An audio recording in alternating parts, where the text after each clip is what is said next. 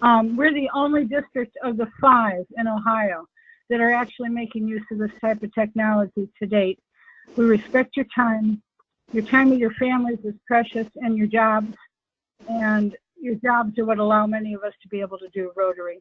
I'll now turn it back over to Lead Committee Chair, past District Governor Steve. Thank you to you and your team, and to District Governor Cheryl for your assistance, and thank you, everyone. I'm done. Thanks, Beverly. Hi, Luann. I can see you. Hi, I can hear you. Good, good. If everyone would please mute your sound until you have a question that you would like to ask. We want to avoid any ambient noise so no one will be distracted. So if you look for the mic, if you're on the computer, if you look for the mic in the control box in the upper right and just click on it so it's not green. I want to apologize for my voice. I came back from India about 2 weeks ago and spent about a week in Delhi where there was just horrible pollution. They say it was like smoking 2 packs of cigarettes a day, and I haven't quite recovered yet. So just to let you know, this webinar is being recorded, and we will send you a link to the recording for your future reference. During this webinar, you may ask a question at any time by entering it in the chat box. Oh, you just see that Cheryl just put, if you have a question during the presentation, please enter it here.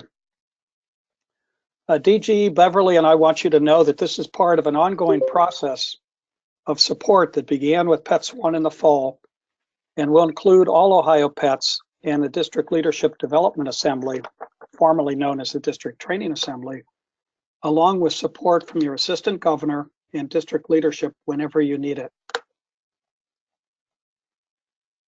Okay. First, let's talk about your leadership team. I hope each of you has had an opportunity to review the materials in the Club President 2016-19 edition, which is on the flash drive that DGE Beverly has provided you. At this time, I'd like to quickly review the first 2 items on page 27 under the President's Elect column. First is to appoint club committee chairs based on their skills and their ability to fulfill their functions that you require them to fulfill. And the second that I want to talk about is to provide continuity of leadership in the club and its committees. So as President-elect, you appoint club committee chairs based on their skill. And these are some examples of committee chairs that you might want to appoint. You should review your club's bylaws and speak with your current club leadership to better understand your club's unique structure and how it works. But you will definitely need a club secretary, a club treasurer, a club public image coordinator, and a club community service committee chair. There are files on the flash drive that DGE Beverly provided you for each of these positions that you can review and that you should provide copies to your appointees as soon as possible so they can familiarize themselves with their job. Another position would be the club foundation liaison.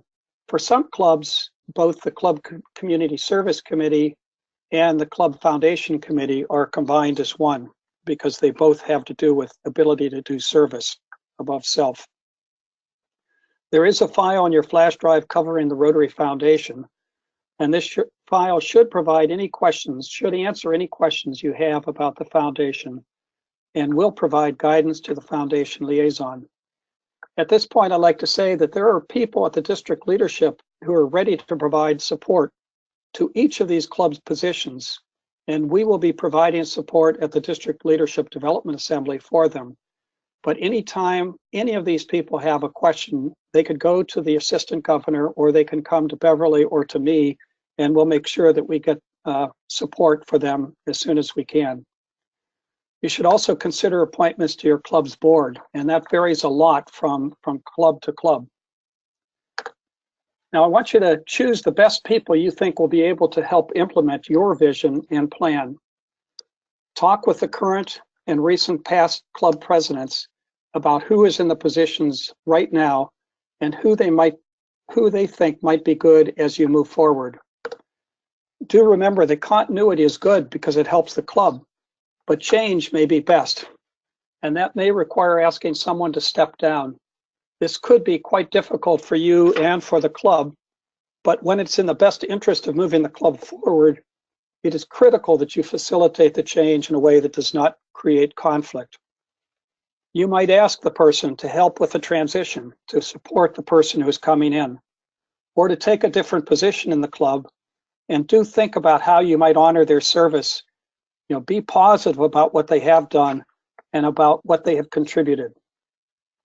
Think about ways to involve newer club members, get to know the new club members and what roles they might fulfill. You do not just want people who will go along with whatever you want, and this is really important. One characteristic of a good team member will be one who is willing to ask some difficult questions and to challenge you and the rest of the team to do what is best for the club. One of the people I've talked with recently about committee leadership indicates that she always challenges committee members to ask critical questions and to indicate what worries them about the course being set.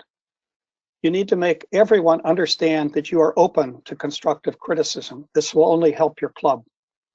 To do this, you must listen carefully, respond positively, and try to incorporate the offered thoughts into your planning. If you cannot, then try to make sure there is a clear and understandable reason. This is very similar to the devil's advocate's role in choosing a new pope in Rome. A cardinal who might be in support of the candidate is charged with asking the difficult questions about the candidate.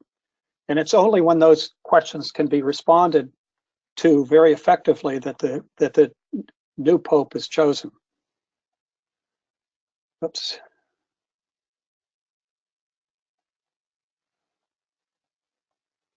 Okay. Prepare your club's leadership team for the coming year. This can be done by shadowing the current committee chairs, by interacting with their counterparts in the cluster, and through the District Leadership Development Assembly. We will talk later about creating a vision for your club. Do understand the role of the district in supporting your club, and this includes your assistant governor and the other clubs in your cluster. Having someone visit another club and talk to the secretary, the treasurer, the foundation liaison, or any other committee chair at another club would be very instructive. It's helpful to learn from others. Do know that we are there to help in any way we can. Do know also that DGE Beverly and I are ready to help in any way we can. You will also want to work with the current club leadership to identify and choose the person who will follow you as club president. It would be nice to have a president-elect designate as soon as we can. The earlier that person is identified, the better prepared she or he will be when their year starts. As president-elect, you need to develop and evaluate your club's strategic plan to make sure it is current and relevant. You need to set annual goals in Rotary Club Central that build toward your club's long-range goals. If your club has a strategic plan, get to know it. Review the existing goals in Rotary Club Central and talk with the current club leadership about what has worked and what has not. But you do want to set your annual goals in Club Central so that future leaders can look back and see what worked and what did not work. Think about what you would like your club to be like in 3 to 5 years. This is part of visioning. This might be best done through a survey of the club's members and discussion of with the current and future club leadership. You may also use the Rotary Club Health Check. It's really a phenomenal document that takes you through all aspects of a club, and you can have your club members fill that out, and then you can collate the results to see how healthy the club is, where the problems are. And then you want to create an action plan for each goal, and we'll walk through a SWOT analysis in just a minute. But do take advantage of opportunities to learn best practices for developing goals with your leadership team. Interact with your cluster clubs, your assistant governor, or district leadership, talking with them about creating and implementing a plan. Once you have a vision for your year, identify key goals and develop an action plan for each goal. Do recall that the creation and implementation of a plan,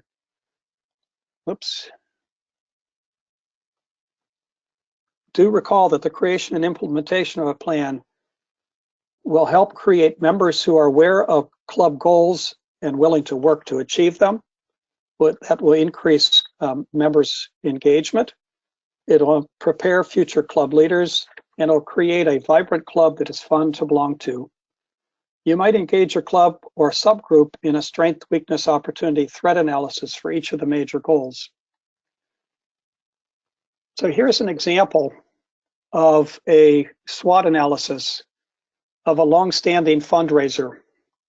This particular SWOT analysis comes about because of some discussions I've had within my own club and with someone from another club.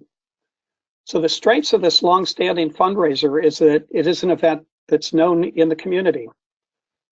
It has a long history, which may mean some club members are committed to continuing it. That could be a weakness. It has also been well organized. Weaknesses: declining revenue due to reduced sponsorships and ticket sales, lack of club involvement in generating new ideas for the event, and slow response to changing communication technology. These strengths and weaknesses could come about through an open discussion in the club about this particular event and asking people to brainstorm what the strengths and weaknesses are of the club moving forward. You then want to identify opportunities. Some of the opportunities might be that working with this fundraiser might raise awareness of the club in the community. It might build partnerships with other organizations. These are things that you might be able to do that you would want to include into a plan, and to explore new fundraising opportunities and better promotion of the event. Threats: one might be declining opportunities for sponsorships due to changing business community. I know that in my own community in Manaway, there are businesses that are moving out and closing, and that makes it much more difficult to get the sponsorships we need. You might have an aging club membership, which might make them less able to participate in the fundraiser. Leadership holding on to the event: this could be a threat. It's an event that needs to change, and the leadership of the current event might not want to change. And a final one might be an increased number of fundraisers in the area, otherwise known as donor fatigue. So you take these strengths, weaknesses, opportunities, and threats, and you create a goal. And that goal might be the following. It might be to revitalize the fundraiser. People all commit to it and increase net revenue by 10%. So the question is, how do you do that? You have to come up with tasks with assignments to individual club members and with clear follow-through. So first thing you might do is consider changing the format of the fundraiser. And that could involve a lot of different things. My own fundraiser I've been thinking about is our home tour. And we do it 2 weekends in November. We could change it so that change the times, change the weekend dates. There are a number of things that we could do. We could decrease the number of homes that we include. So you want to consider changing the format of the fundraiser. Secondly, you might assign a committee to develop and implement a public relations strategy. So you want to choose the right people for that committee who can identify alternative media outlets, the outreach to the community to make them more aware of when and where, to design promotional material, and finally to create a timeline for completion and implementation of the plan. Part of that public relations strategy might be to connect the fundraiser with the community work that you do, and that might help sell the fundraiser and it might improve the participation in it. You want to involve more club members. Have a brainstorming session to identify sponsors. Create a cover letter for the sponsors. Assign that to someone who can write, someone who might be a fundraiser or a foundation person in another organization. So look for someone with the skills to write that letter. And in that letter, you should probably include what the funds would be going for, how they will be used. and assign potential sponsors to a member or team of members. Members who are familiar with that particular sponsor and have a connection with them, because that'll help improve the likelihood that the sponsor will step forward and provide you funds. And finally, you need to set feedback deadline for this. Finally, you might reach out to another community organization to help. I know we did this. My club is very small.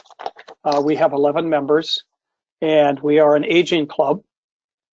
And we have two major fundraisers. One is at the Potato Festival. And so this past year, we reached out to the Downtown Manaway Revitalization Committee and asked them to help us, and we shared the revenue with them. And not only was it easier on our club members, it also improved the participation and the amount of money that we actually raised. So here's another example of SWOT for your consideration, and I'd like you to provide me with some feedback about this, to come up with tasks. So I'm going to ask you to type into the chat or put yourself online, unmute yourself, and come up with some suggestions. Here's a situation. A strength is the membership committee is very active in the community initiatives and the community projects that you do. A weakness is it's an aging membership that has been stagnant the last few years. Club members don't engage community service visitors before or after attending a meeting. So when you bring in a speaker, the club members simply don't engage with them. And that makes it difficult to recruit them as a member. And finally, an opportunity and a threat. We need to change the mindset of members to engage actively with potential members. That goes along with the weakness. And without this change, the club will not appeal to energetic members. So I want to open this up right now to everyone. What kind of goal might you create? And then what kind of tasks would you create to achieve that goal? Who would like to suggest a goal?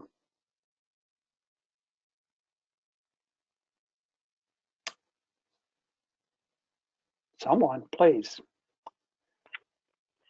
Would your goal simply be to engage, to bring in new members and to engage them at your breakfast, at your lunches, potentially to have, I don't know if other clubs do this, but a fifth Wednesday of the month where we invite current members, potential new members, old members that may have dropped out for a social gathering. Okay, so Joe, break that down. What was the goal in terms of engagement? The goal was, I think, would be simply bringing in new members, as I think it should always be. Bring in new members. So this is a goal that I created. So bring in new members, and you had some specific actions that you were suggesting.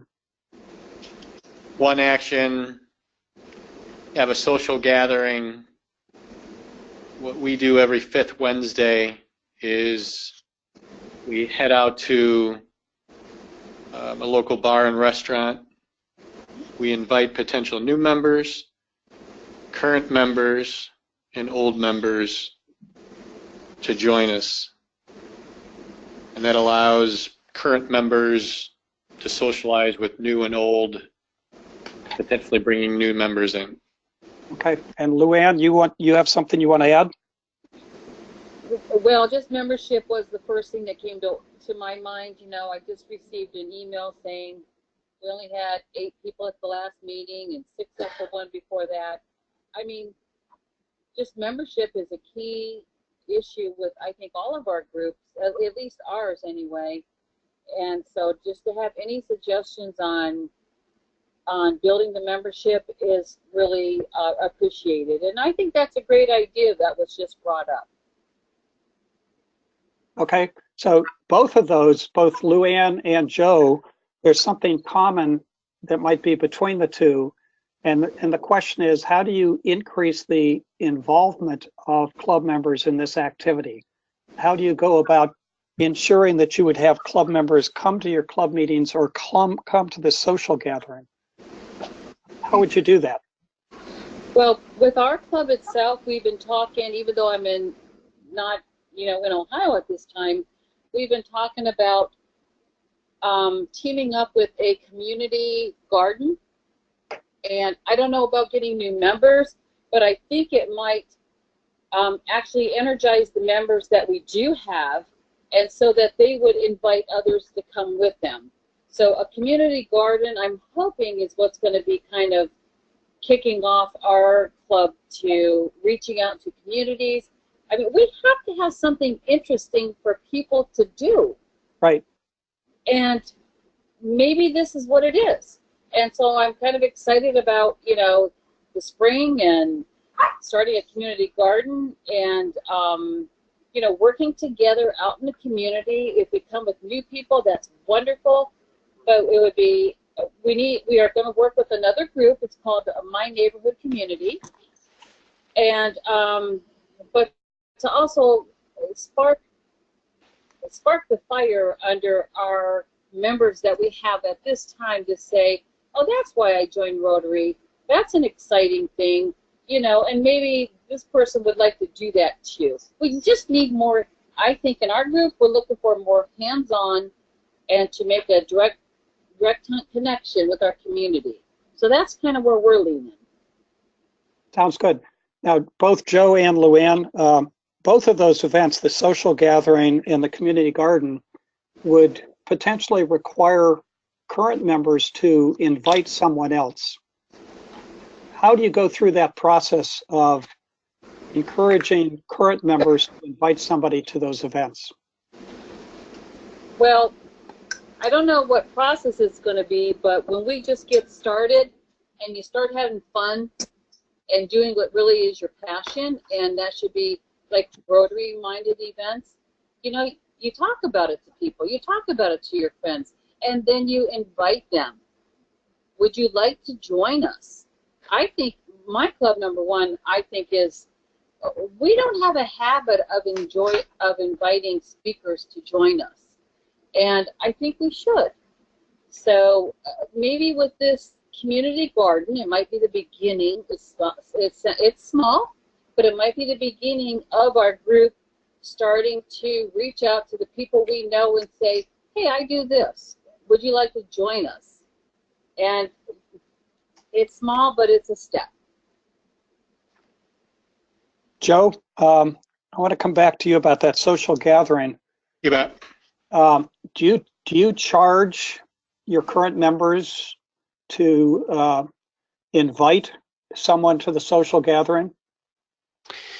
What we do is food is on the club.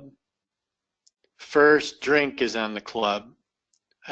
Guests are picked up by the club.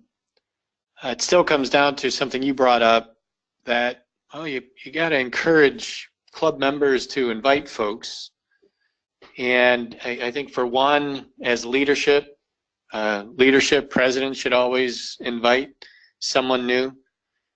Two, leadership should invite members to invite people. And asking members to reach out, and who might you bring this month when we have this activity. So asking members to step out and bring someone new in. Yeah, and asking is certainly the first step, and then there has to be some follow through to make sure that you ask somebody to invite someone, and then you say, okay, who are you going to invite? Have you invited? So there has to be that kind of follow-up with that individual to make sure that the invitation actually occurs. Correct. Anybody else? Because one of the things, with the SWAT example that I put up here, is that club members aren't engaging the community service visitors. And so how do you, I think, Joe, you had a good point that the leadership has to lead by example, but we want to somehow overcome the reluctance of club members to interact with visitors. Right. One thing I forgot is we typically invite our significant others as well. And that sometimes gives the opportunity for, say, significant others to suggest folks in the community to invite to join the event also, new member, potential new member.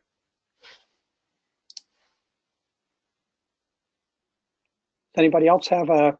Steve, there are some things on the chat you may want to look at. John Margita No. and Mr. D'Souza both put something on. Okay, I've got to get over to it. John suggested create a membership program, and I think Bev said goal bringing in new members, and then John said also what other groups are people in to invite member from, suggestion such as leadership program. And then Peter also put a message on here about an international club willing to partner with them on a project in Portage County.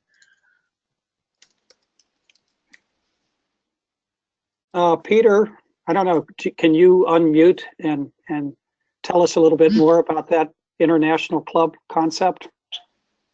The idea is this, Steve. We wanted to initiate. There are several projects we're looking at, but we wanted to do something that will be transformational. I mean, that will extend over several years, and we are looking for an international club primarily so that we can get an international grant. And the question is, how do we go about finding these international clubs? I know one opportunity is the International Convention in Toronto, where we will scout for these opportunities, but any other ideas, suggestions? It's an opportunity area that we're pursuing. Okay, so when you refer to an international club, you're talking about a Rotary club someplace outside the United States. Correct, like a club in India coming in here, rather than we doing a project overseas. And we also have, that is also part of our goal, to do something overseas, but we also want an overseas club to be doing something with us in our local community. Oh, I like that. Steve, I don't know if Yeah. you guys can hear me. This is Larry from Kent. Hi, Kind Larry. of going along with what Peter was just talking about, international clubs. I can talk a little bit on that because here we are working on an potential reverse global grant to Portage County to help with opioid epidemic alongside university hospitals.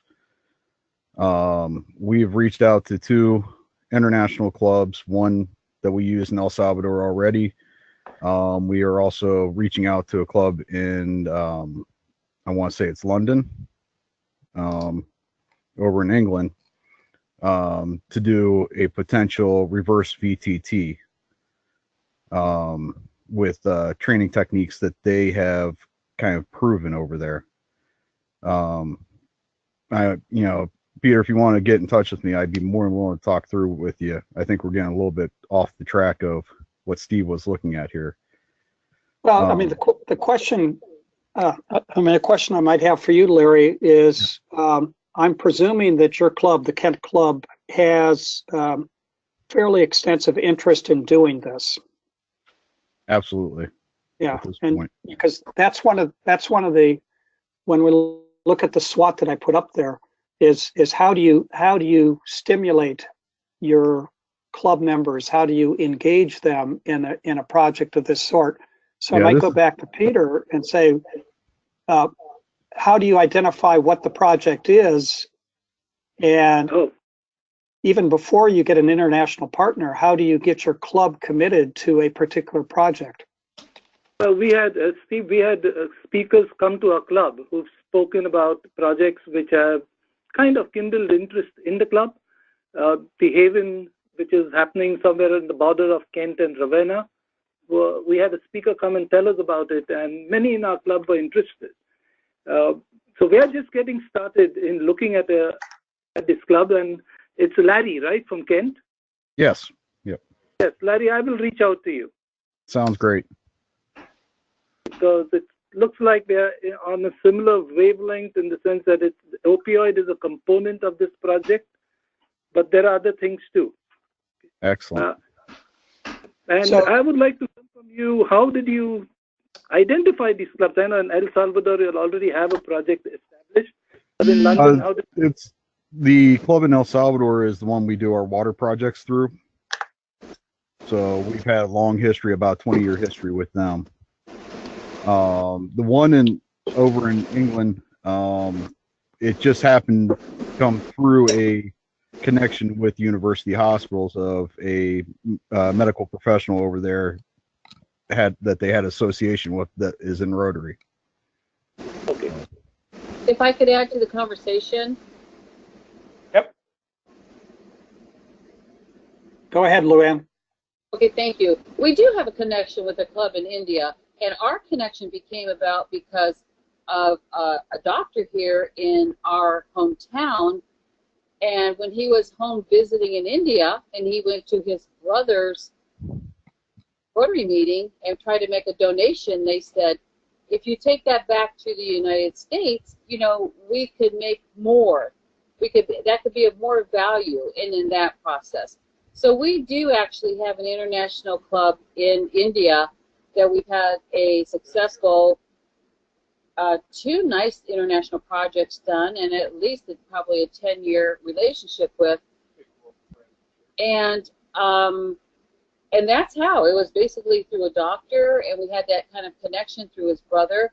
But you're right, it might just be time for a reverse, what we're talking about, a reverse grant. But it was through personal connection, our doctor, his brother, and that connection, and we've had successful grants in that way. So I'm just been really pleased, you know, with what's come through with that. Larry? Oh, going back to what we were talking about membership here a minute ago. Obviously, you know, here in our club, you know, we're sitting at 115 membership and growing.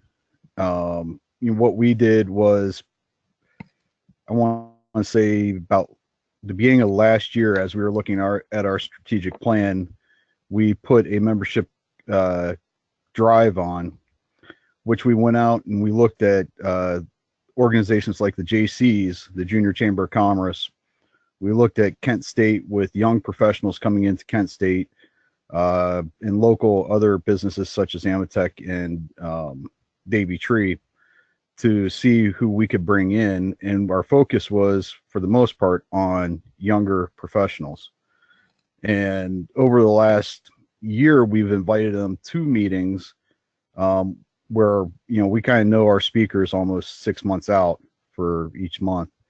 And, you know, we bring them into a meeting where we think their interest would be sparked.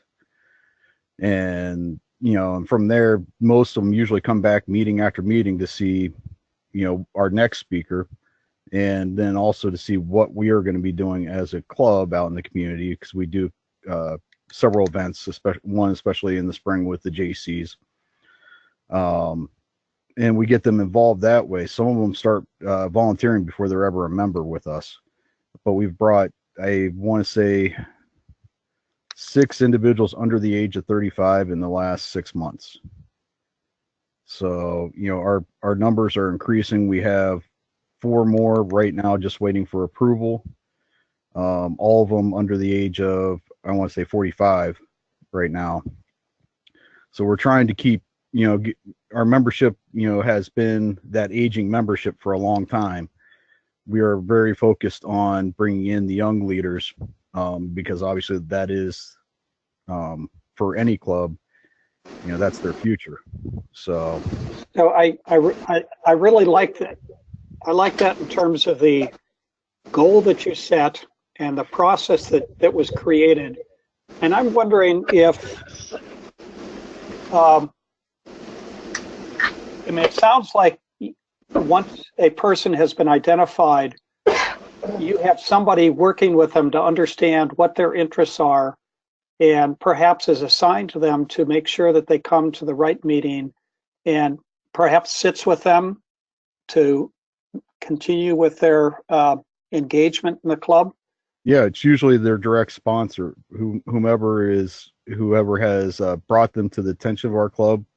We assign them the responsibility of, continuing to bring this individual and get them involved, and make sure that they are, Rotary is a good fit for the person, as well as they are a good fit for our club. Because our theory is, at least what we've talked about, is you don't want to just bring somebody in who's going to take up space. Right. You want somebody who's going to engage, who will grasp the concept of service above self, and move with it. So yeah, and that process, I think, goes back to Joe and Luann in terms of, and Peter, in terms of, how do you engage your members? So I'm wondering, Peter, you have a project that you're interested in doing. Mm-hmm. Do you have a committee in the club that is looking at that project? So we are going to be, but in fact, that's our membership strategy too, that if we find a project that's engaging, we will attract people. We've had an influx of new members, but it's not in a planned way. It's happened organically. Members reaching out, bringing in people, but we've had about 10 to 12 new members in the last 4 to 5 months. And do you have a process of assessing what their interests are? We do talk to them. It's not formal. It's just the leadership reaching out to them. We are trying to institute, at the last board meeting, we were talking of an onboarding process. When a new member joins, we're trying to make it the responsibility of the president-elect to reach out to them and identify their interests and point them in the direction of where the club has activities that meet or match their interests. Sounds wonderful. Sounds wonderful. Any other comments that people have about this? Yeah, one of the things that we have talked about is a goal has been set, a process has been created, and specific tasks have been identified with people attached to those tasks. And I think that's critical, is to have the follow through and the accountability to make sure that something is done. And Luann, I'm wondering if, in terms of the community garden, if you have the leadership in place to do that with a small committee that is reaching out to others to get them involved, particularly others who aren't members right now. Right at this time, Steve, I'm not really sure. It's just kind of, it was a thought for us to do our own plot of land to do a garden, and then this group came and talked to us, and they said they had this area, and they're putting in a gazebo, they have a playground, and they want a community garden. And fortunately, Bruce Slosher kind of jumped on the bandwagon there and said, hey, this is a win-win. We want to have a community garden, and they want one. So that's kind of how that community has come about, how that commitment has come about. If people are in place for it, I'm not really sure. We are such a small club. The ones that really have the Rotary feeling and that in them, we're just getting burned out. I mean, I listen to Larry, we got 100-some people, and it's like, it's just not our club. We barely have enough people attending that you feel like having a speaker. And, I'm like, well, what are we doing wrong? I'm really listening to what Larry's doing, but we don't have that around us. We don't have Kent State around at us.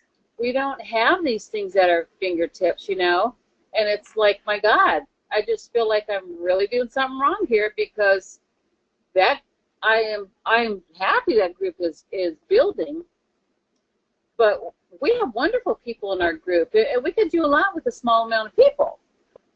But I just wish we could grow our club and to have, the success in numbers, like he's having. That's a wonderful thing. What we have brought in some new younger members, but they can't attend things because they have young kids. And I would never say put Rotary before your kids, you know. It's just the way it is. So it's, I think, a matter of timing and expectation, and I don't know. We're just in a difficult spot here, Nash Stabila. We really are. We're not ready to give up, but this is just where we are. I just feel like, wow, that's amazing and wonderful.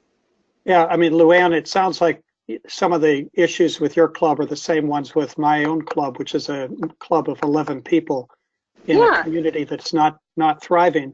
Have you? Exactly.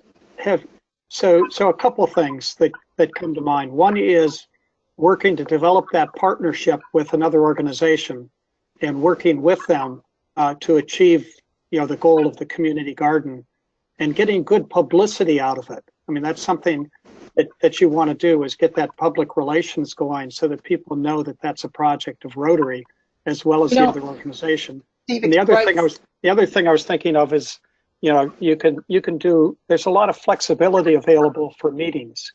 You know, to have a social event, a family event, like Joe was talking about on the 5th Wednesday, where children are involved. Beverly. Yeah, you know what? That's a great idea that we actually never thought about. And as far as media, I think our local newspaper would love to grasp onto a community in an area that is doing well and working together and doing some things. So yeah, that could be definitely a win-win situation, and that's a very good idea. And what about members bringing their kids one night to work in the garden together, you know? So it's just the beginning. It's kind of a new idea of Bruce Schlosser's, and I think it's a great idea, and I'm looking forward to it. But those are great ideas. Okay. Steve, Anybody else? Steve, Beverly. Go ahead, Beverly. Beverly would like to jump on for a moment, please.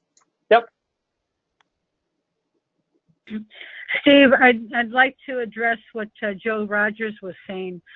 He had recommended at one of our assistant governor meetings a panel of successes for all sizes of Rotary clubs for one of our upcoming events. And I wanted to let Joe know that we are looking at that for the district leadership assembly, which will be held at the district conference in April. The other comment that I would make is we did an analysis of the clubs in the district and all the different opportunities that the clubs are looking at relative to 2 meetings a month, a social project, a social event, a humanitarian project, a 5th Wednesday or a 5th Thursday. And I actually have all those options for you to look at. The most important thing is that you meet twice a month and you pay your dues, but each club needs to do what's best for them. Rotary is not there to tell you how to do this, but if we can give you some of the tools to make a difference, we'll do that. The other thing I'll say real quick, and then I'll get back off that Rotary Club Health Check. I just got some new brochures from Rotary that'll be handed out at PETS, and those clubs that can't be at PETS will make sure that they get them as well at the district leadership assembly. But there's some good things in there to help you do an analysis of your clubs. Thank you, everybody. Thank you, Beverly. Now I lost my train of thought.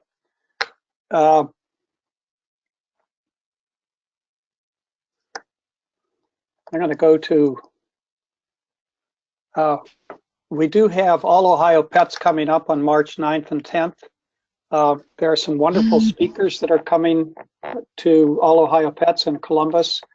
And we have 4 sessions that are kind of, some of them are following up on things we've talked about today. There'll be a session on planning your year. That's a strategic planning session. Second one on leading your club, about good leadership practices. Third one about engaging club members, and we've been talking about that a lot. And a final one is fundraising, different fundraising opportunities. And 2 things that I'd like to say. One is, and this goes back to something I said to Luann in terms of an alternative meeting type. Just before Christmas, my club had a Thursday early evening meeting in which we stuffed candy bags for our local food bank. Our local food bank gives out meals, Christmas meals, but they never have any desserts or candy in it. And so we brought people together, and there were a number of people who aren't members of the club who came and brought their kids, and we just had a wonderful time doing something of that sort. Off hour, no agenda in terms of talking about Rotary, just doing good work together, and it really worked really nicely. So I'd like to encourage everybody to think about those kinds of hands-on service projects that can engage kids and significant others, like Peter was mentioning. And the last thing, and I don't have this link, I'll have to get it and send it out to people. There is an opportunity to put a project that you're interested in on the Rotary International webpage, so that clubs in other countries can look at it and see whether they're interested in it. You can also go on there and see what other clubs are interested in terms of international projects, and maybe make a connection with a club in another country through that process. That's a link that I'll have to send out to people. But what I'd like to do right now is simply thank you all for attending, for participating in this. And I want you to know that if you have any questions or comments that you want to share, you can email them to me. And if there's assistance that you want in terms of doing a SWOT analysis, a strategic planning analysis, we can find people in the district who are able to help. It's probably really good to have somebody outside your club lead the process. It provides a neutral leader for the process, someone who is not engaged in it, in the club itself, and it's really a good thing to do. And with that, I'd just like to say thank you all for joining, and look forward to working with you in the coming year. And I'm hoping that your year next year will be a very successful one. So thank you. Thank you. Good night. Thank you, Steve. Good night. Thank you. Good night. Good night.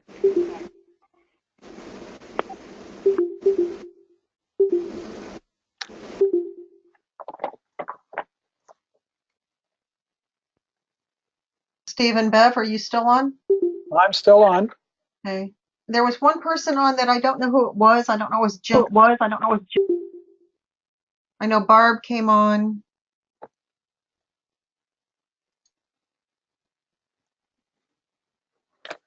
I'm not sure. I'll have to look at my notes. James is the only one that I didn't see come on. And I'm making sure everybody is dismissed. So how do I stop the recording?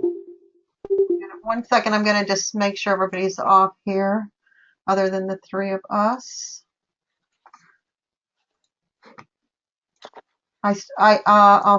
You just click off recording.